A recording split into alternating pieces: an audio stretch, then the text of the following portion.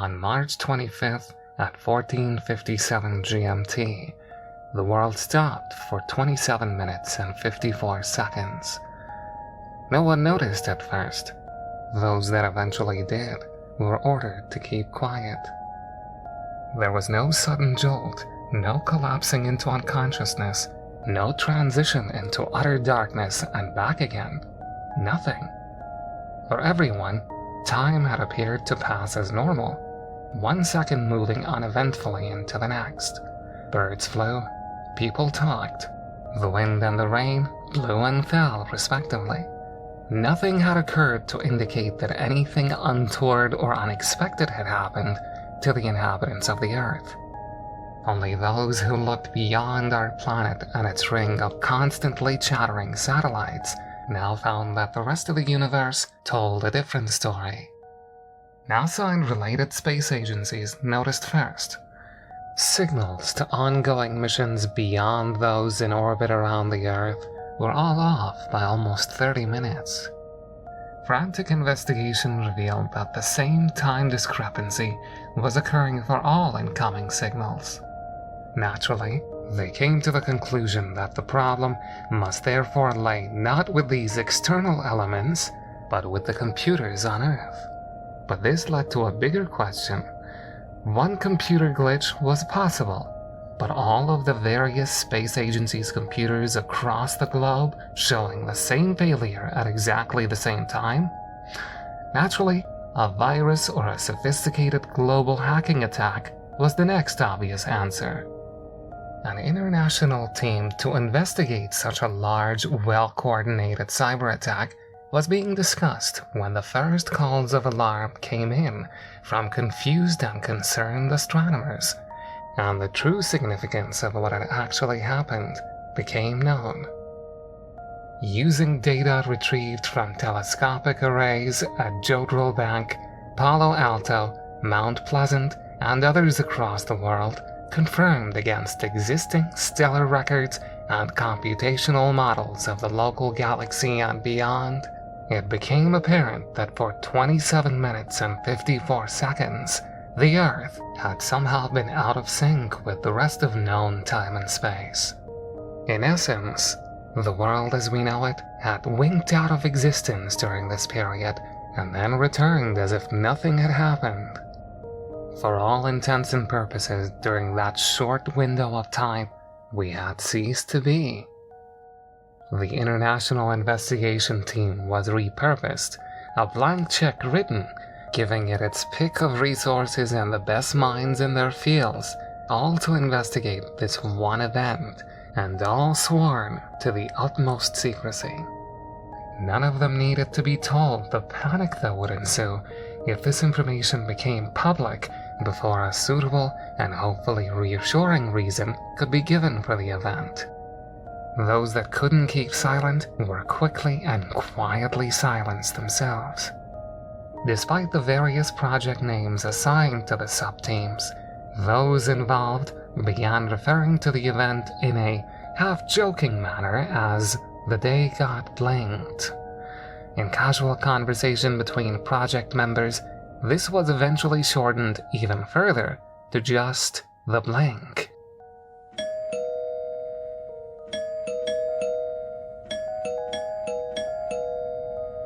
After 6 rings, Ben finally answered the door.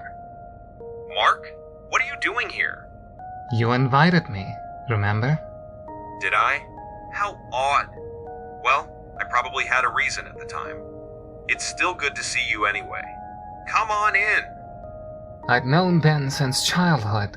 We attended the same schools for a while before his crazily high IQ led him on to a fast track of higher education and beyond. We kept in touch though. His parents were sensible enough to realize that he needed some grounding in the real world, and encouraged our friendship with the usual sleepovers and camping trips. Their smarts lay in forcing Ben not to let his social skills atrophy completely, like a lot of very intelligent kids were known to do. As a result, while he was frequently sidetracked and forgetful, he still functioned in normal society with a degree of success. After our respective schooling had finished, we both moved into the IT industry, although at vastly different levels. For myself, I now work in tech support, mostly maintaining insurance systems for a range of small independent companies. Boring, but it paid well and allowed me to travel. He, on the other hand, was self-employed and preferred working from his apartment of solitude, as he called it, referring to himself as a consulting technician. He'd gotten the idea from watching reruns of Sherlock. His work was a lot more varied and advanced, and whilst he never openly admitted to hacking, he certainly had enough technical knowledge and experience to have been employed in the past by such names as Google, Microsoft, and IMB when they needed someone to test their all-new unshakable security they just put in place, or track down those who had subsequently been able to breach their all-new unshakable security. He preferred the latter, he told me. It added the thrill of the chase. Plus, it usually paid better. What was less well known was the work he occasionally did off the books for such groups as the Department of Defense and the NSA. He admitted his working for them was twofold. One, they wanted his expertise and brilliance, and two, it allowed them to keep tabs on his expertise and brilliance. He didn't mind this, as he explained once. Well, it keeps them happy knowing where I am and what I'm doing. Or at least what they think I'm doing. And then he'd grin and pass me the latest decoded email he'd intercepted. He didn't do anything with the stuff he found. He just enjoyed the challenge. To be completely honest, sometimes it was hard to pin down just who Ben was and what his motivations were from one moment to the next. I'd just grown up accepting him and his eccentricities, quickly coming to the conclusion that his life was a complex pattern of impulses and ideas, woven together from threads that were just as much madness as genius. There was his belief that every time someone said abracadabra, an angel lost its wings, or that the common cold existed as a vast hive mentality that avoided detection by its elements constantly hopping from body to body. Mad, crazy crap like that. Half the time I thought he was joking. For the rest, I just hoped he had enough common sense to rein it in when in public. Then there were the times he did incept things that ended up on the opposite end of that, when what he said made absolute unnerving sense. On those occasions, he spoke with a lucidity that seemed to cut through all the crap humankind had built around its certainties and beliefs, as if he touched on some universal truth that we should all by rights know. All I could do at those times was marvel at how someone with such a kaleidoscope for a brain, entertaining such a maelstrom of contradictory thoughts constantly, could suddenly bring all those elements together to produce those single, blindingly white lights of truth. Then he'd suddenly go off on a tangent, accusing his neighbors of being CIA agents, trialing neurotoxins on the local cats, and we'd be back to normal. Still, I came at his summons. Despite the crazed theories and odd habits, it was definitely the most entertaining conversation around. Plus, his library of illegally downloaded films was truly a wonder to behold. That, and he was my friend. It was during a piece of work for NASA, idling through their secure systems, looking for proof of Area 51 during his off time, that led him to first discover and then piece together all the facts concerning March 25th and the blink found by the international team so far. Being his only close friend, he decided to fill me in on this ongoing conspiracy, mainly so he could show off his talents once more. Hence the invitation. As he spoke, he appeared completely oblivious to how my face was gradually growing more and more incredulous. He described what the world's space agencies and astronomers had discovered, and how a secret scientific think tank was now investigating what had happened. Physicists, quantum theorists, mathematicians, the whole spectrum of sciences all focused on this one problem and the questions associated with it. What had happened, why it happened, and most importantly, was it likely to happen again? And if so, what was the risk of it being permanent? He told me of the local news blackout and how any amateur astronomers or similar who now came to the same conclusions were to be either brought on board, treated as cranks, or disappeared with extreme prejudice. Their biggest fear was a mass panic, he said, or the world's religious taking credit on behalf of their respective gods and several genocidal wars kicking off as a result. As he said, "There's nothing more disconcerting, I guess, than not being able to trust your own reality. We've been raised in a world where it's fine to distrust your government, your employers, even your family. But your own entire existence? Definitely a recipe for chaos. Places like CERN have been placed on almost permanent hiatus. The governments of the world have no proof experiments that the ones they were doing there are the cause. But then I suppose they had to point the finger somewhere until more evidence showed up. There's a lot of theoretical work being done now, but pretty much zero practical. I guess it's only a matter of time before they get the scriptwriters in from Doctor Who to brainstorm a possible cause."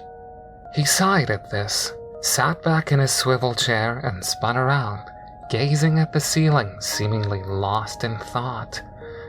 Then he slowly came to a stop and returned his gaze to me, a mischievous twinkle in his eyes. "Then on the other side, you have all the religions."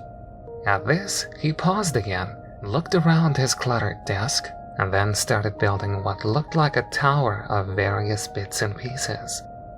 As it slowly grew in height, he continued speaking. "Remember our Bible classes? I liked the stories, if not the morality. I especially liked the story of Babel." The rising structure of books, hard drives, chocolate bars, magazines, and other random items his hands could find in reach had risen to a height just below his chin. He added a few more items, adding to the precarious sway it already had.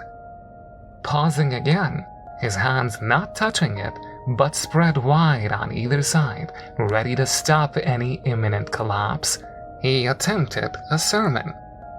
"Man in his hubris decided to build a tower to God, so he may converse with his creator.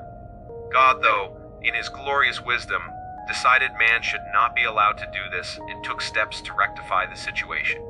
So he cursed mankind with the gift of many tongues." He smirked at this, his eyes never leaving his tower. "Well, many a project, plan, or piece has been ruined by the inability of people to understand each other. It might be that humanity is overreaching itself again. With the final proof of the existence of the Higgs boson, maybe God's decided we're getting too close again, and he's selfish about his tricks. Time for another lesson, perhaps?" At this, he slowly closed his hands into fists on either side of the precarious edifice he had created, then with a single finger gingerly pushed it near the top. With a crash, his metaphorical tower scattered across the table and the floor. He waited until the sound of the books and rubbish falling had died away before speaking again, this time in a thoughtful voice.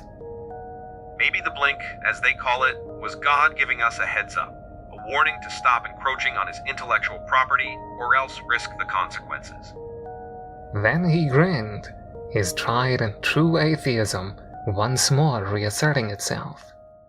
"Personally, looking at all the facts so far accumulated, I believe the answer lies even further afield," he said, a knowing smile on his face. I took a comfort break at this point, shaking my head at this new conspiracy theory. When I got back, he'd moved on already, his head now buried in the side of a PC tower case, now perched on a different desk, which he reserved for mechanical endeavors.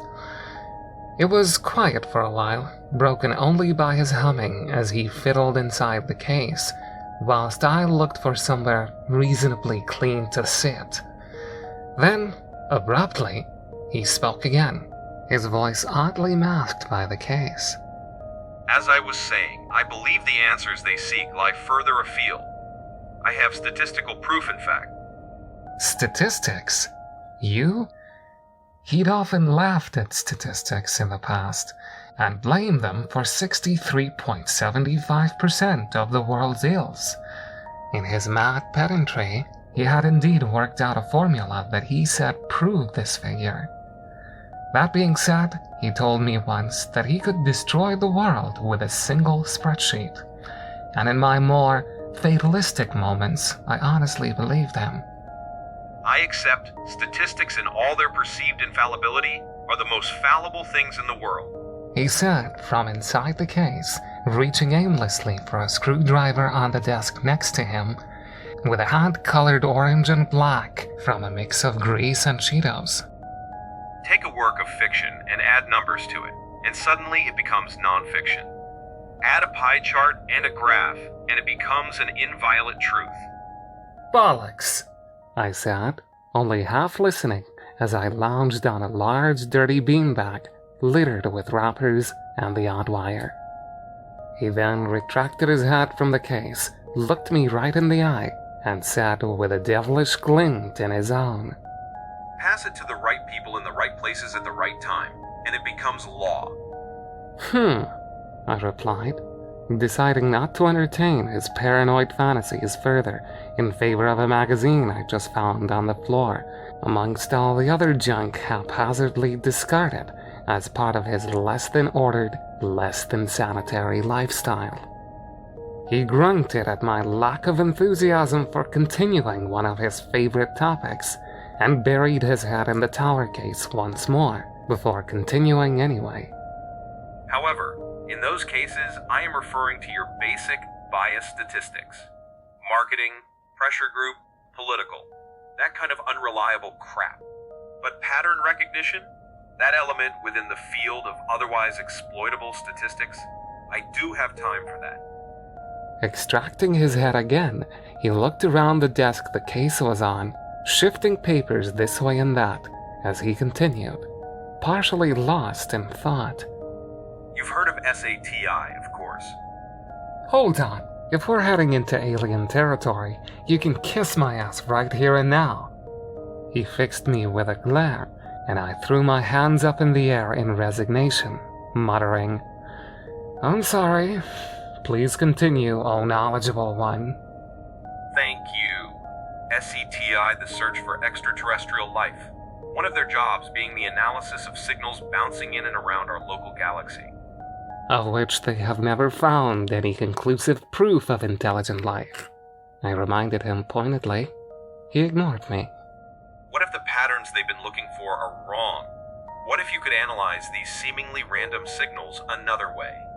What if there is a pattern, but it's spread over a longer period, so you don't even see it as a pattern? Triumphantly, his hand came out of a pile of books, clutching a pad of post-it notes, scattering the books across the desk in doing so. Fishing a pen from his trouser pocket, I saw him scribble "to do" on the top note and slap it on the side of the tower's case, before turning around to face me with an excited grin on his face. Have you been watching the Discovery Channel again? Is there a UFO special on this week? I asked pointedly. He looked at me indignantly, though I noticed he quickly closed a TV guide that had been open on his desk amongst the mess. What if I told you I had written my own pattern recognition algorithm? What if I told you that I had found a message in those signals? Bullshit, I said quietly, suddenly less sure of myself, now more than a little shaken by what this meant if he had indeed succeeded in discovering a message from an alien race. Well, it wasn't easy, he continued, feigning an air of false modesty. And I do have the NSA to thank. Although if they discover I've been running this algorithm in the background on their decryption supercomputer, then I may have to leave abruptly, or apologize. You never can tell what mood they'll be in one day to the next. Ben, what about the message? I said firmly, cutting him short, standing to face him. Oh, that. He went quiet, Looking around evasively, my doubts quickly returned. What was the message, Ben? Well, it was short, and it is really rather impressive decoding anything like this, obviously. Ben. He paused, and then abjectly said, Hello, are you content? There was a few seconds of silence before I started laughing uncontrollably, mostly out of relief. Ben looked indignant. Well, I think it's a very poignant message. Better than prepare to be annihilated. Oh God. Hold on a second. I can't breathe. You had me shitting myself for a moment there. I take it then you don't believe what I found is a message from an alien race? Would you please stop laughing? I'm sorry. Ben, you've got to admit, if you were to imagine contact from another species, I think I'd be looking for something a little more, I don't know, profound. I mean, we've sent a gold disc giving a snapshot of the human race and our knowledge. Music, mathematics, you name it. And what do the hyper-intelligent aliens send back? The equivalent of "have a nice day." You don't think it's from outer space then? I looked at his pained expression and answered in a more reasonable voice. Look, Ben, I'm sorry. I think your algorithm found a pattern that wasn't there and extrapolated meaning from it. Turning, I returned to the beanbag and my perusal of the magazine. He stood there a few moments, and then he turned and flopped down in a large, comfortable swivel chair behind another desk. This one littered with laptops in various states of construction and destruction, connected by an array of cables in what appeared like haphazard fashion. Pressing the switches of 3 of them, his face was illuminated in the telltale glow of their screens. His focus flitting between the screens and his fingers dancing across the keyboard in front of him, he had nevertheless decided to continue and began outlining his newest theory. I disagree. I'll go even further and state that this is an alien species with an interest in the human race. A species directly involved in the evolution of mankind. Here we go. Are we really back on the engineer's theory once more? Has Ridley Scott been sending you secret messages in his films again? I muttered, not looking up from the page I was now reading. He ignored this and continued. Think about it. The human body is an amazing machine. It regulates itself, heals itself, and has the ability to create more of itself through reproduction. I thought you only believed in things you had experienced for yourself, I pointed out, peering over the top of the magazine at him, my voice now openly amused. I saw him scowl before he continued with his monologue.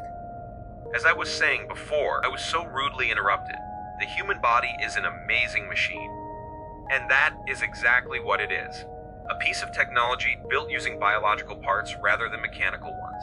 It is not, however, a perfect machine. What do you mean? I asked, despite myself. Well, think about it. It has its own defensive capabilities in the form of white blood cells to ward off illness, the ability to heal wounds, etc., etc. Occasionally, though, this excellent piece of machinery goes wrong. It functions incorrectly. It has a faulty piece of code, if you will. The immune system could start overreacting, attacking normal, healthy cells. Or maybe it fails in its job in attacking the defective ones it should be dealing with, letting them grow and expand unchecked. Such as? Well, cancer, of course. What? I asked, shocked, despite myself. It was only another crazy conversation with Ben, but the word cancer always sent an involuntary shiver down my spine. I'd seen enough of its effects on friends and family to be adverse to even mentioning it. Ben, though, oblivious to my discomfort, had continued. Cancer is just one example of the body failing to perform its defined function, an internal failure of a biological system. A mistake, nothing more. We have, in essence, a design flaw, And if our God or gods are supposedly infallible, then logic dictates we were not built by a benign, omnipotent being, but rather are constructs of more fallible ones. Action should have been taken to rectify these errors, to complain if you will. Despite myself, I took another look over the magazine at him, nervous now for a reason I couldn't quite put my finger on. What did you do? Well, I sent a message back telling them this, of course. I hadn't seen Ben in 6 months. Work had kept me busy in London, and he wasn't one for texting or casual telephone conversations to catch up. Then one day, he called me up suddenly to come visit. By this time, snippets of information about the blink had begun to leak out onto the internet, on even some of the more respected sites and journals. Most normal people saw it as just another mad conspiracy theory. Having spoken to Ben before, though, when he'd outlined all the data, the fact that other sources were now relaying the same information sent chills through me. It was one thing for it being just another one of his crazy theories, but quite another when a growing number of external bodies were now seeming to confirm the event's existence. This time when I rang his doorbell, he answered on the first ring, but I wasn't ready for the sight when he opened the door. He was haggard and tired, like he hadn't slept in days. His clothes were rumpled and dirty, even more so than normal. As I stood there, I caught a look in his eyes. They were bloodshot, and there were large, dark circles under them. But there was a calm I hadn't seen before, which was echoed in his voice as he welcomed me in. I couldn't quite put my finger on it at first, but then it dawned on me. I had seen and heard this kind of response before, in those who were in the final stages of terminal illness. Acceptance. I felt my body prickle with unease, that chill that ripples across your skin when you stop thinking in the past or the future and all your attention is suddenly focused on the now, because you know the world you're used to is about to change in some fundamental way. I paused in the doorway and looked him in the eyes. Then, without thinking, I drew him into a massive bear hug. Ben had never been for physical contact in all the time I'd known him, but he accepted the hug without question, and I felt some of the tension release from him. We parted after a short while, and I asked him sincerely, "Are you okay? Nothing wrong with you?" No. Nothing physically, at least. Good, because you look like crap." He laughed weakly at that, and then quieted. We stood there for a few moments before the thought that had been nagging at my mind since he'd invited me forced itself out. "I've noticed on the web there's been a lot of noise about this blink thing you mentioned last time. I was wondering, did you get an answer?" He smiled weakly, ignoring my question, inviting me in, and simply pointing me to the large beanbag for me to sit, as I had done so many times before. If anything, his apartment was even messier than the last time, but somehow the impression of organized chaos was gone. This was just mess that had been left to accumulate, like the owner no longer cared. As I sat down, he went over to a desk and fiddled with a laptop, moved some random items on the desk, almost like he was stalling. Then, turning to face me, resting himself against the desk, he asked me in a vague voice, Do you remember what I was talking about the last time you visited? "You mean the alien thing?" I answered, trying to make my voice sound light, the smirk on my face forced and obviously fake. I'd given in to his suspicions, and he knew it. Before, he would have rubbed this fact in my face, but today he didn't.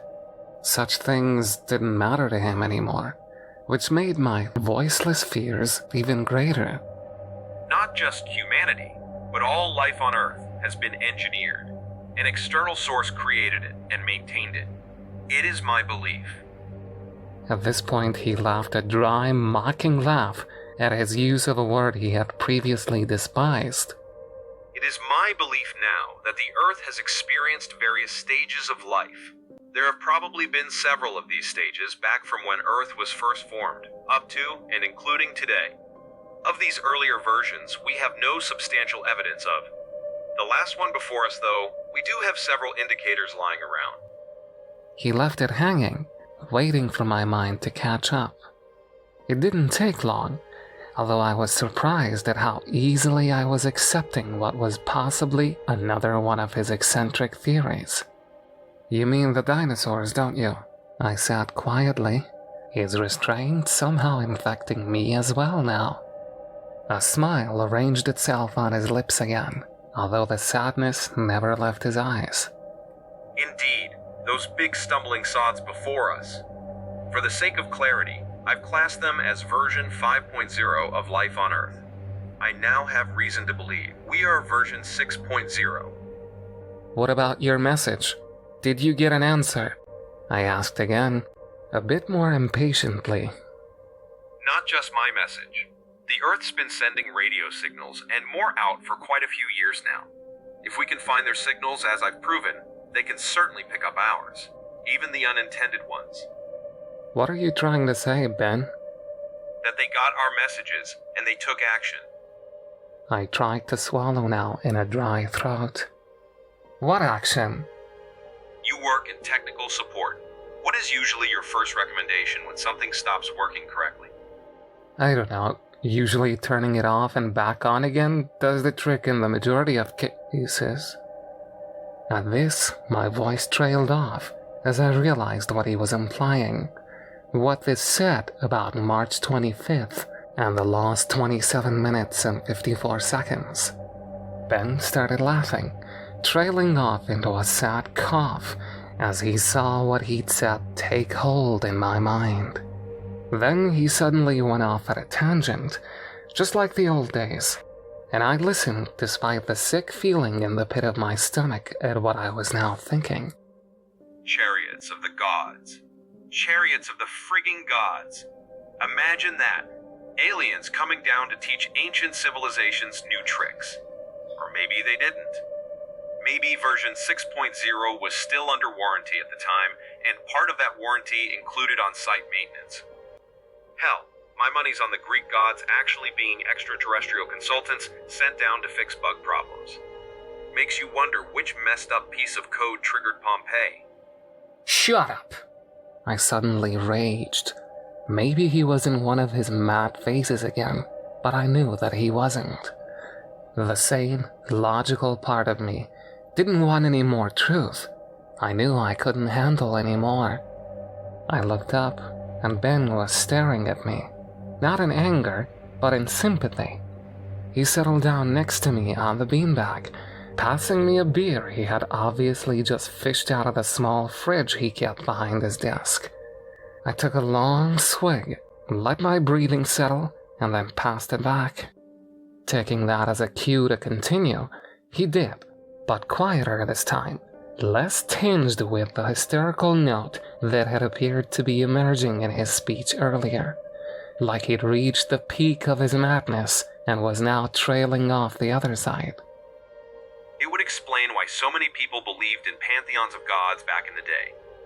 Alien engineers popping down to fix the system whilst we were still covered. Just like Microsoft ending support for older versions of Windows, though, maybe we just passed the date where version 6.0 of life on Earth was covered, so they stopped coming. He took a swig and passed it back, his voice now wistful, his eyes unfocused, trying to look across the unfathomable void to where he imagined our progenitors resided. And now, in this age of radio and microwave signals, the people of Earth are finally sending messages and emails that can be picked up by their gods, bemoaning this and that failure with their bodies, their families, and the world around them, demanding answers. And these messages tumble out across the ether of space, picked up by some backwater tech support desk in some forgotten nebula.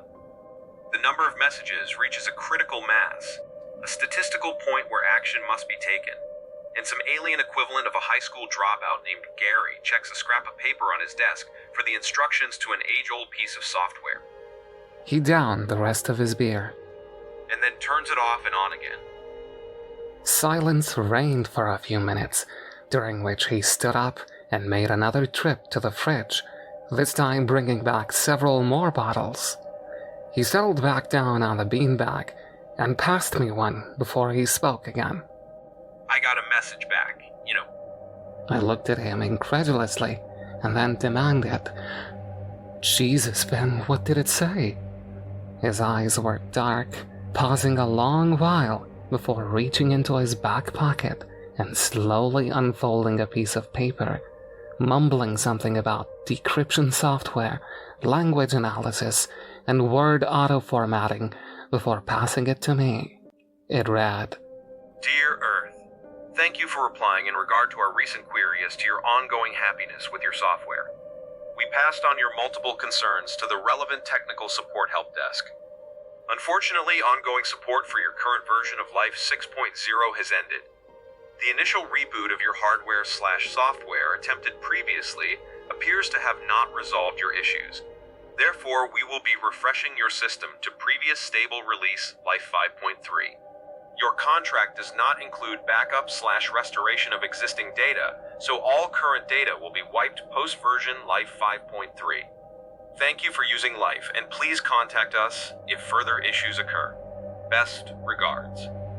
"Refresh?" was all I could mutter, confusion and dread dulling my senses. Using the version numbering as a guide, my guess is that would be resetting the Earth back to the late Jurassic period. He murmured thoughtfully, taking another swig of beer. I sent a message back, of course, asking them not to do anything. I even couched it in the proper terms. We have decided to continue with our current installation. Please do not reboot nor refresh the system. Please ignore all other bug reports unless forwarded by me. Ben Glover, sysadmin of Earth. Hopefully they got it in time. Bug reports? Prayers. Oh. Then I looked at him again, the look of disbelief obvious in my eyes. Sysadmin of Earth? He didn't meet my gaze, but rather sheepishly kept his eyes locked to his beer bottle. Well, I had to sound like I was in charge, didn't I? Do you think they got your message? I asked hopefully after a pause. I honestly don't know. We can hope, though. By my calculations, we'll know in the next couple of hours or so. It's why I invited you over, I guess. So we can watch the end together. Then again, we might just wink out of existence. His voice trailed off. Silence reigned again, broken only by our occasional sips. There wasn't, in all truth, very much else to say. After a while, he finished his beer, rested it gently down next to him, and then yawned expansively, leaning back on the beanbag with his hands clasped behind his head, and said matter-of-factly, Well, to be perfectly honest, I don't think the dinosaurs were given a fair enough crack of the whip the first time round. Only right, they should be given another go. I turned in disbelief to argue with him at this irresponsible attitude, and then saw the barely suppressed laughter in his eyes. When all was said and done, what was there left to do but wait and see what happened, and laugh at the absurdity of it all? He started, and I joined in, till the tears were rolling down our cheeks. And there we sat, laughing and drinking beer until our world ended. Maybe